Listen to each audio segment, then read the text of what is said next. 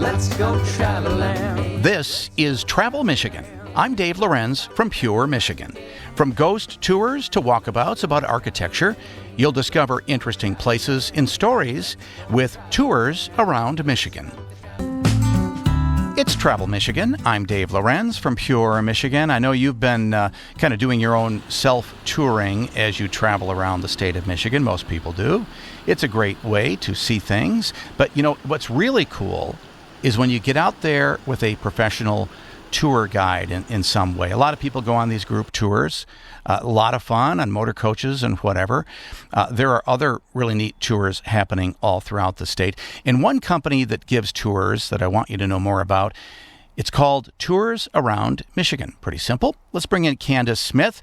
She is owner of Tours Around Michigan. And Candace, I know you're on a tour right now, so thanks for taking some time to talk. Yes, of course. I always love to talk about Michigan. So many great things here. So where do you offer tours? Are they literally tours all around the state, or do you specialize in one region, one city?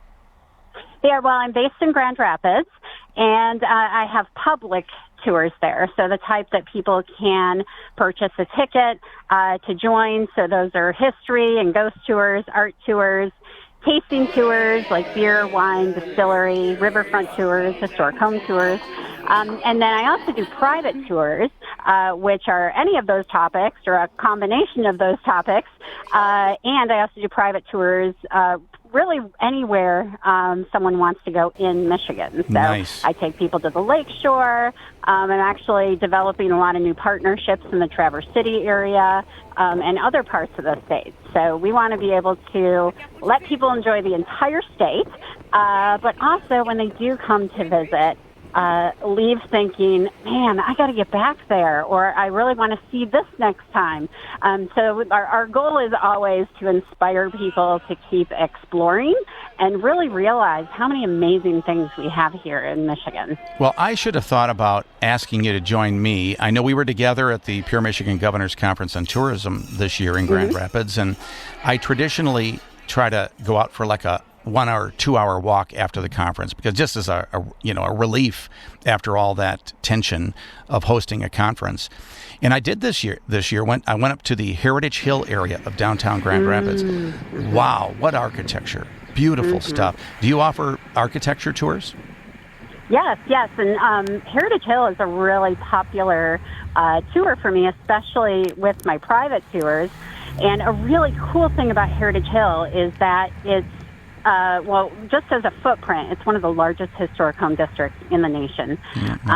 But the architecture in it is so unique because if you go to other places in the country, like the East Coast, a Victorian pretty much looks like a Victorian, and a Queen Anne and an Eastlake.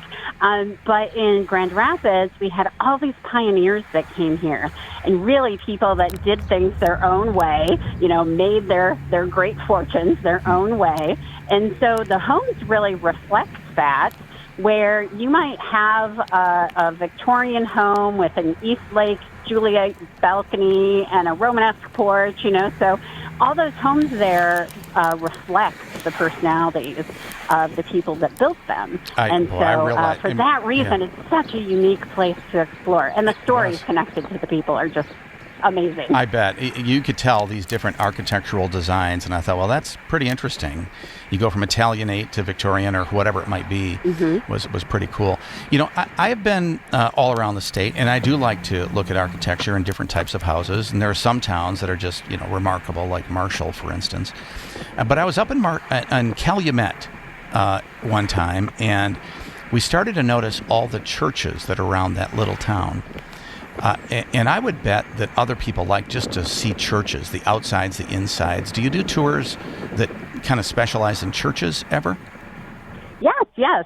So I do have a public tour for churches that people can join, but it's also a really popular option for my private tours where we might focus solely on churches, or we might stop by a church during a private tour. But one thing I love about the churches, it's not just the architecture, but really the immigrant stories behind them. Because when you look at these churches, we see the buildings, but to these immigrant communities that came in, they were their entire community. So they would, and in some cases, you might have an entire village in Poland essentially picking up and moving, to the west side of Grand Rapids, for example, and living next door to each other, just like they did in Poland. And then when they can finally afford to build a church, they build a church that looks like the medieval, church that they had in their Polish village, things like that. So the immigrant stories behind these and how they really supported the community. So they would sponsor people to come over from the home country. When they got here, they would help them find jobs. They'd help them find housing. If they ran on hard times, they would have fraternal aid organizations to help them. And in fact, in Grand Rapids, we have some of the oldest Polish halls in the nation. And these were started to help support these immigrants coming in. And even during, Grand Rapids had a big furniture strike in the early 1900s. And it was these organizations that helped support these furniture workers while they were on strike. Wow. Well, when you're getting ready to do one of these private tours, let's say somebody comes up and they say, hey, I have a group of art students and we want to do an art tour. How do you learn about all these things to get prepared to give them a quality tour? Well, I am always researching in every area, and that's part of the fun of doing what I do, because I get to find all the fun stories. And so with a private tour, I would try to get an idea if maybe they're focused on a certain area or a certain type of art, if there's a certain type of artist they're looking for, because just like the churches, our art has stories behind it. There's a mural in Grand Rapids that was an art prize entry, and it's the history, it's the Aztec history is what it goes through. But the story behind that mural is that it was done by an artist who was born in Mexico. He had moved to Los Angeles as a teenager, joined like a mural painting group, was very much into it.